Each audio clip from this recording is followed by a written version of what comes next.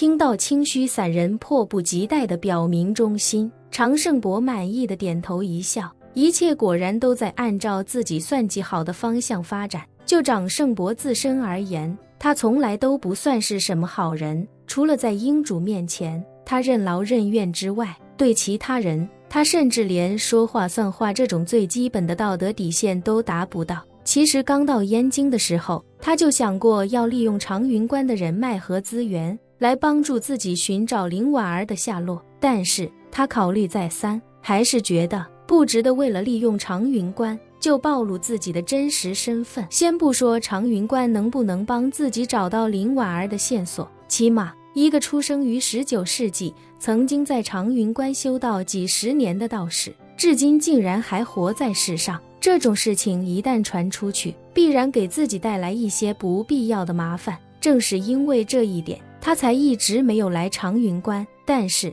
眼下的形势对于常胜伯来说已经有些紧迫，一方面是英主已经下令整个破清会暂时蛰伏，说不定也很快会让自己回去，留给自己寻找林婉儿的机会已经不多了。而且四大伯爵在破清会虽然地位很高，但也并不享有绝对自由，这次能够出来这么久，完全是英主抓林婉儿心切。可眼下形势突变，建功伯死的不明不白，说不定英主哪天一句话，他就必须要回去复命。而另一方面，英主还想让自己去找叶长英之子的下落，这件事自己已经不能再往后拖，近日就要启程前往金陵，所以找林婉儿这件事只能白嫖白云观。虽说这样肯定会暴露自己已经150多岁的事实，但若是能找到林婉儿，自己便旗开得胜，凯旋而归，以后再不来华夏便是。清虚散人哪知道自己师伯打的是什么主意，他只知道自己这个师伯已经活了将近160年，而他现在愿意将长生之道传给自己，而自己需要做的就是那个投名状而已。这对他来说完全没有任何拒绝的理由。长胜伯眼看时机成熟，立刻对他说道：清虚，这几日你就辛苦一些，发动一切你能发动的人脉，帮我调查我想要的线索。我要南下一趟，你有任何消息随时跟我联系。清虚散人跪在地上恭敬地说道：师伯放心，清虚一定全力以赴。常胜伯点点头，将林婉儿的照片给了他，叮嘱到找这个照片里的人，记住，照片绝不能外泄，更不能通过网络传播。从现在起，这张照片只能由你保管，让你的人当着你的面用这张照片看清楚他的样子，明白了吗？常胜伯不知道林婉儿现如今还有多少人脉与眼线，他虽然年纪已经很大了，但对互联网还是具备一定了解。他知道任何东西一旦到了网上，就绝对不可能避免被复制和传播。一旦这照片通过网络传播开，就很有可能被林婉儿或者他的眼线看到，届时必将打草惊蛇。所以这照片交给清虚，他必须要保证绝不会被传到网上去。清虚散人拿到这张林婉儿的照片，不假思索地说道：师伯放心，清虚记住了。说着，清虚散人又问师伯：关于这个女孩，您有什么大概的线索吗？比如她有可能在哪些地方？清虚散人摇了摇头，开口道：我不知道她在哪里，但我个人推测，她大概率就在华夏，所以你最好能召集一批弟子，让他们以云游的名义去往全国各地寻找。清虚散人点头说道：没问题，我来安排。常胜伯轻轻点了点头，开口道：这件事情交给你来办，有任何线索记得第一时间通知我。好的，师伯。清虚散人连忙答应下来，随后又问长胜伯：对了，师伯，外面等候的都是我的师弟，若是您将来能带弟子求长生，可否也带一带他们？他们都是长云关的忠实弟子，在长云关奉献多年，若是大家都有机会求得长生，那长云关的基业必将万古长存。常胜伯笑了笑，点头道：都是我长云关的弟子，如今我一人得道，自然要让整个长云关鸡犬升天。说着，他话锋一转，又道：只不过这件事暂时还不能让太多人知晓，毕竟逆天改命这种事一旦被世人所知，必然引发轰动，也会给长云关引来不必要的麻烦。所以你在我走后，你要把他们叫到这里来，将我说的事情一五一十传达给他们，同时也要叮嘱他们不要对外泄露半句。师伯放心，清虚散人保证道，弟子一定叮嘱他们，绝对保守秘密。常胜伯点头道，如此甚好，那我便等你的好消息了。清虚散人忙问师伯，不知您现在住在哪里？若是您不嫌弃的话，我让人给您准备一个房间。常胜伯摇了摇头，你这里不方便。说罢，他看了看时间，道行了，今日我就不跟你多说了，我还有很多事情要忙，你抓紧时间安排，我把电话留给你，有事情随时沟通。清虚散人恭敬道，那弟子就不留师伯了。当常胜伯与清虚散人从密室出来的时候，其他长云关的长老们一个个已经在此翘首期盼多时了。不只是清虚散人盼着能够求长生，他们这些人也是一样，若不是想的灵气求长生，他们又怎会死心塌地地守在这里？而眼下常胜伯便是他们最好的机会。眼见常胜伯出来，一众人连忙迎上前去，恭敬无比地向他行跪拜大礼。常胜伯知道这些人心里在想什么，见众人跪了一地，便淡然说道，诸位师侄，有关长生之道，我已经跟清虚说过了，稍后让清虚跟你们详细叙述，我还有事，需先走一步。众人一听常胜伯要走，心里顿时失望至极。其中一人恭敬说道，常清师伯，您离开长云关这么多年，这次刚回来便要走，也太过匆忙了吧？常胜伯看了清虚散人一眼，清虚散人立刻上前一步，用毋庸置疑的语气说道，林峰，常清师伯有要事在身，任何人不得干扰耽误，你们想了解的问题，常清师伯已经告诉我了，稍后我会一字不落地转述给你们。说着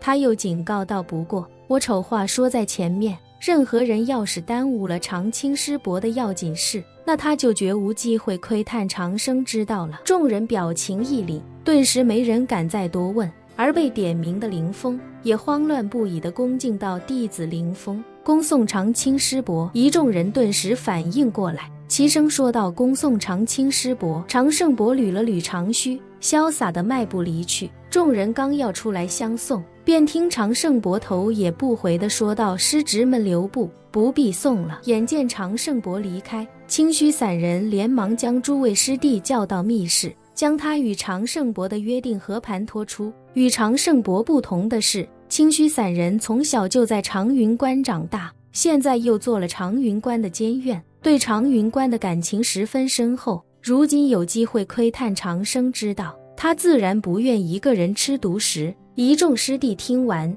自以为抓住了一个千载难逢的好机会，所以也是激动得无以复加。于是众人盯着林婉儿的照片看了良久，要将她的容貌完全刻在脑海之中。而后清虚散人又吩咐道，诸位师弟，今晚你们需要从你们的弟子当中选出绝对值得信任的人，拟定一份名单给我，明天我将召集你们名单上的人，将这女孩的照片给他们看过后，便将他们全部派遣出去。众人立刻答应下来，异口同声道，请监院师兄放心。清虚散人又道，对了，诸位师弟，师兄与诸位说些推心置腹的话，今日诸位见到常清师伯，也都能看得出，常清师伯身体健硕，精神矍铄，看起来甚至不足60岁，而他实际的年纪已经快要160岁了。照常清师伯如今的趋势来看，再活40年完全不在话下。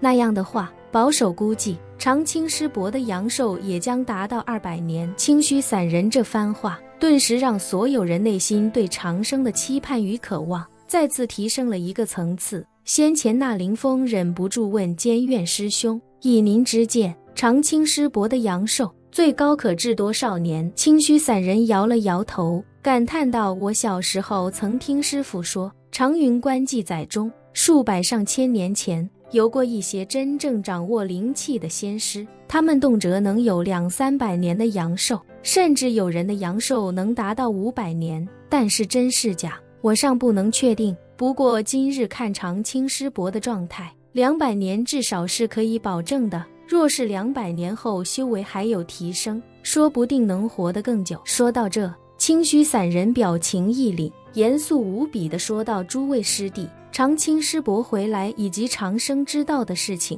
你们不可告诉任何人。这件事情事关重大，任何纰漏都有可能影响我们的将来。万一师伯无法传授我们长生之道，那我们错失的有可能就是100年的阳寿。今日见到长青师伯，相信诸位师弟没人愿意在100岁前就寿终正寝吧？众人神情肃穆，异口同声地答道：不愿意。清虚散人点点头，叮嘱道：那就牢记我说的话。入夜，长胜伯在自己的临时居所内席地盘坐，他看似在闭目打坐，实则是在心中盘算自己到底何日启程前往金陵。就在这时，他的手机忽然弹出一条提示，竟然是英主要与自己通话。他立刻打开手机，进入专门的软件，与英主连上了线。电话里，英主冰冷的声音传来：长胜伯，我让你去金陵寻找叶长英之子的下落，你为何迟迟还不动身？长胜伯连忙解释道：英主，属下有一些想法，想斗胆向您汇报。英主冷声道：你说。长胜伯恭敬道：英主，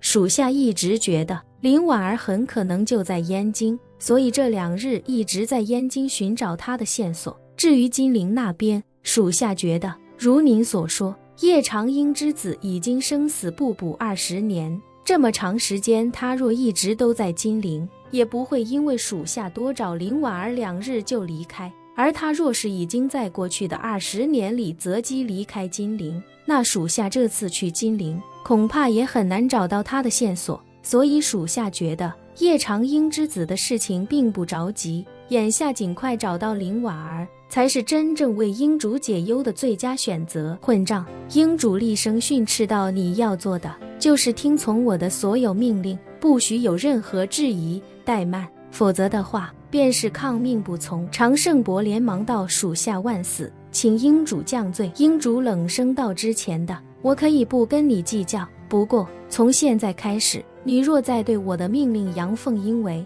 休怪我对你不客气。长胜伯忐忑地说道：英主放心，从现在起，属下一定严格执行您的命令。英主冷冷道：好，此番你去金陵，我还有一个任务要给你。长胜伯脱口道：请英主明示。英主道：我收到消息，安家人已经去金陵了，安启山夫妻2人以及他们的3儿1女此时都在金陵万柳山庄，我怀疑他们也是为了继续寻找叶长英之子的下落，所以我要你去金陵将他们全部斩杀，一个不留。长胜伯惊骇不已：安家？英主，安家背后有神秘力量帮助，贸然刺杀，不知是否会有暴露的风险。英主冷哼道：怕什么？就算安家背后有高手，那高手的实力也不可能大过你。说着，英主又道：建功伯之所以会死，是因为对方用禁防炮埋伏他，但是金陵这种地方，你不用担心，